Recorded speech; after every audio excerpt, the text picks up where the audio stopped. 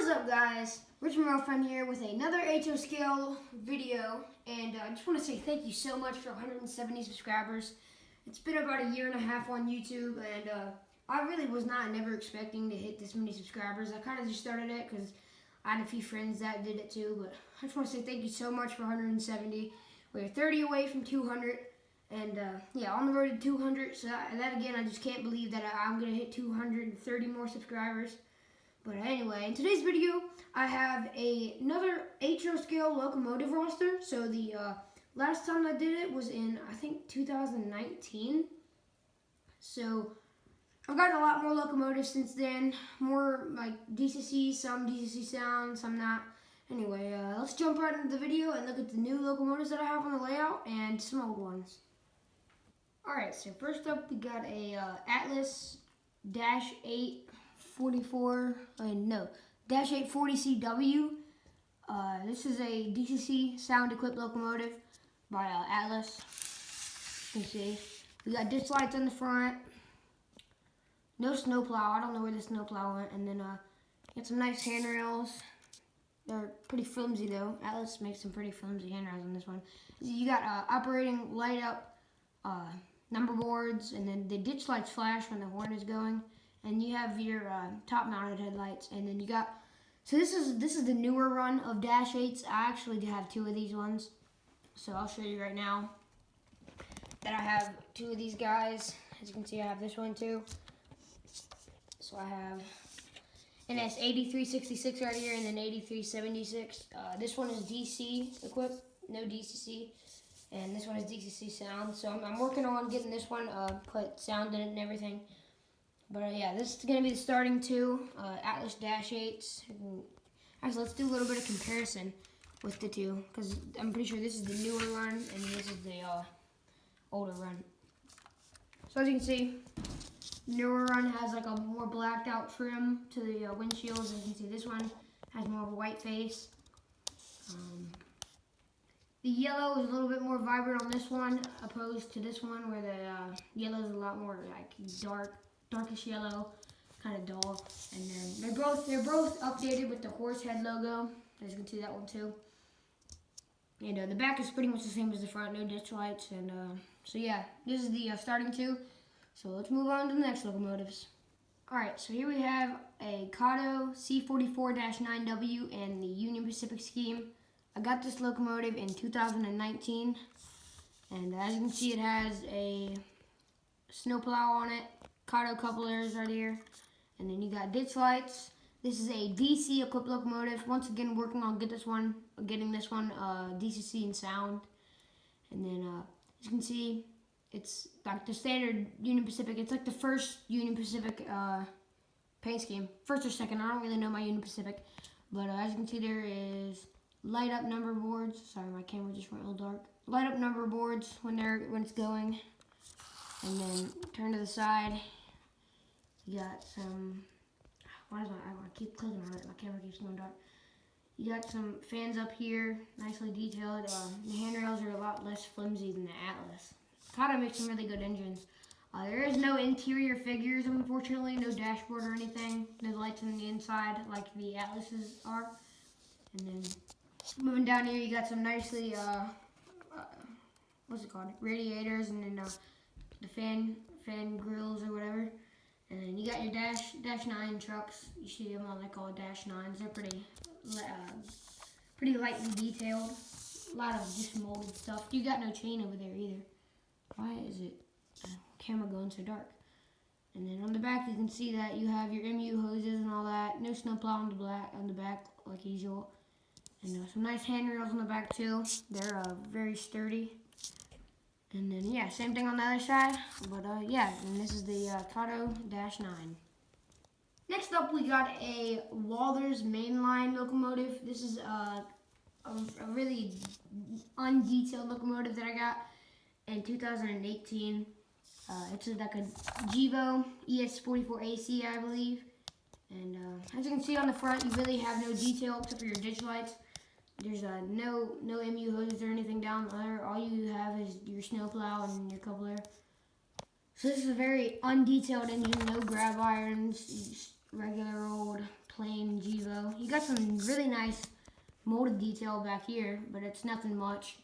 And then you got 2520 written on the back. And then you got your headlights, no ditch lights on the back. I don't think any Union Pacific engines have ditch lights on the back, except for the handrails aren't very strong either, except for on this side they really are. Also, this engine has a pretty bad wobble to it. And on top you got your horn, and then your radiator or whatever, steam stack or whatever, smokestack. And then you got Building America right there, and then right here you have it written, this is C45AH, because it's Union Pacific and they have like some really weird names. But yeah, this is like the newer Union Pacific scheme, and yeah, moving on to the next engine. Alright, next up we got one of my favorites of my collection, Athearn Genesis, Spirit of the Union Pacific locomotive. This was a locomotive that I got at Tiny Tim's Trains and Toys in Ashland. It's DC. No DCC in sound. I'm probably gonna end up selling this locomotive most likely. But as you can see, this engine is just like so much detail. As you can see, like down in the trucks. And excuse me. This is a SD70AH locomotive, and then you got all these details. The cab comes off and the roof comes off. As you can see, you can put stuff in there. Right here, you can just pop the cap off.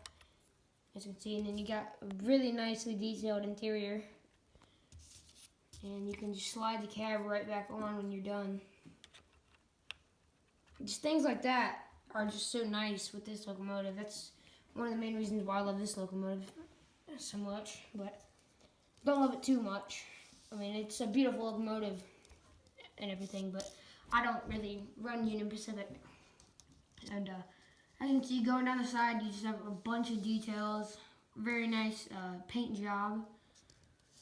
And then at the back, you have your trucks at the back, and you got like a little bit of like the suspension. And you have your air hoses that run all the way like down. And you got your fuel tanks. Radiators are pretty big on like the ST stuff, like the EMDs. And at the back, you got... yeah, I forget what that is. I think it's like Prisoners of War. I forget what the other one stands for. And you got 1943, separately applied grab irons, very flimsy handrails. And you got all your MU hoses that look really nice back here, and your decoupler lines and whatever that's called. But yeah, this engine is just a very, very nice engine, and yeah, moving on to the next engine. Okay, next up was kind of like an impulse buy. I just saw it and I really liked it. But here it is. I actually did not notice that it did not have working ditch lights, because it looked like they were like working in the actual picture, but they're not. Anyway, we got Athearn C44-9W, I believe. It says Santa Fe. I don't really know what type of engine this is, but as you can see on the front, you got your fake ditch lights, and then you have your snowplow, and you got a couple there, no MU hoses, and then handrails are pretty sturdy from what I remember. Yeah, they're sturdy. And then you got separately applied grab irons on the front, and then your nose headlight, and your number board 606. No antennas on top either. And moving down the side, you see you got some other grab irons. They're pretty strong. And you got your fuel tanks, Dash 9 trucks, and then horn on top, steam smokestack, and then all this writing back here. You got your radiator and your fan grills. And moving to the back, it's just like the front, except for it's like plain. And then you got your separately applied handrails, and then 606 written right there. Okay, next up is a Bachmann SD40-2, and Bachmanns don't really have that much detail on them, as we all know, but it pulls very good. I'm just going to throw that out there. Bachmann can really pull. Moving to the front, there's no snowplow, no MU hoses. You got your handrails, which are very sturdy. You got your Horsehead logo at the front, and then your headlights, and 6160. on the number boards. Number boards light up when it's on. This is another DC locomotive. I forgot to mention that one is DC too. But 6160, and then your cab can be removed too. And you got your newer Horsehead logo on here too, and you got some labels that say like high voltage and fire extinguisher. Moving to the back, you got your backlights. I don't really know why those are represented on this locomotive. Once again, headlight on the top, and then 6160. No MU hoses or anything on the back, and some very sturdy handrails. Literally can pick the locomotive up with them. Okay, this next one is without a doubt my favorite locomotive that I own, and I say I own. I have a few other favorites that aren't really mine, but as you can see, this is a Broadway Limited locomotive. It's DCC and sound equipped. You got your ditch lights at the front, this is actually the first SD40-2, or just even like the first local type power that I've ever had that had ditch lights on it. So I was pretty happy about that. But at the front, you got your MU hoses and everything. You don't have a snowplow because this is a high hood, so it's really not supposed to be running this way. Technically, when you're running forward, the long hood is facing forward. Just like, and that's how it's programmed too. So when you're actually using the remote, this is forward and this is backwards. So it can be confusing sometimes. But yeah, like I said, as you can see, at the very front, at the front it has the F right there for the front. Moving to the back, at the back you see you got your horn, and then you got a few antennas, a sander, and then your high hood, you have light up number boards, 30 through 20, separately applied grab irons, and you got your Horsehead logo right here. That's actually the only Horsehead logo on here, because the other ones aren't Horsehead. But yeah, moving to the side, you have sturdy handrails. They're made out of brass. And 3320, and then CG, I don't really know what that stands for. And then you got your SD40-2 marking. Moving down the side, you have all your fans and grills and all that, and then stuff on the top. Very nice, really detailed engine. And then at the front, I mean, as you can see, this is considered the front. You can see that little F right there. So at the front, you have another horn, your bell, 3320 light up number board, separately applied grab irons, very sturdy handrails, and then your walkway right there, and then you have some MU hoses and your snowplow. Next up is another DCC sound equipped locomotive by Atlas, number 4817. This is a B40-8. Sorry, I forgot what it's called for a second. But as you can see at the front, you have your MU hoses and a snowplow, detached levers, somewhat sturdy handrails, Horsehead logo on the front, on the nose, and you got your headlights at the top, 4817, and a few antennas. As you can see, you got an ice skate antenna, and then some separately applied windshield wipers and some separately applied grab irons. And then moving to the side, you have cab figures in there, cab figurines. And then you got Pennsylvania Railroad, and then B40-8 markings, and then on the trucks it's very detailed. You got a separately applied chain, as you can see, so that's pretty cool. And then you got some very detailed trucks down there, and your standing lines. And then moving to the side, classic Norfolk Southern logo, and then you got all these danger markings, red markings, and then your horn at the top, and then your steam snack or whatever, smooth snack. I don't really properly know what to call that thing, so if you can comment down below what I should probably call that thing, that'd be appreciated. Anyway, you have some radiators at the back. It's like the ones that pop out because it's a B40-8. It's like a -8 mixed with the SD40, pretty much, or GP40, I mean. Then at the back, you got MU hoses, no snowplow, couplers, Horsehead logo, separately applied grab irons, and then your number board, 4817. Next up, we have another Atlas locomotive, DCC sound equipped, and this is like my favorite locomotive that I have. I don't own it, unfortunately, but as you can see at the front, you have your MU hoses and your snowplow, uncoupling hatchet, levers. God, I can't talk today.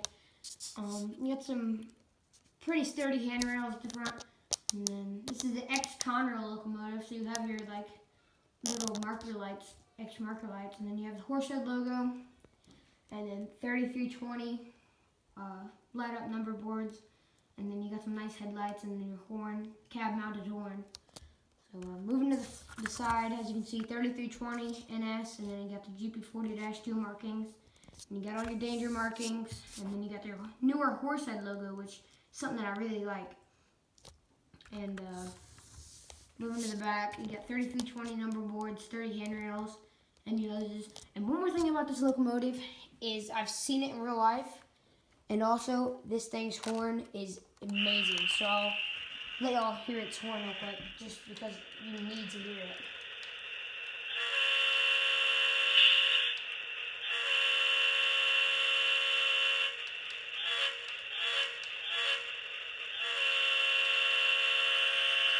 Yeah, this thing has a absolutely amazing horn.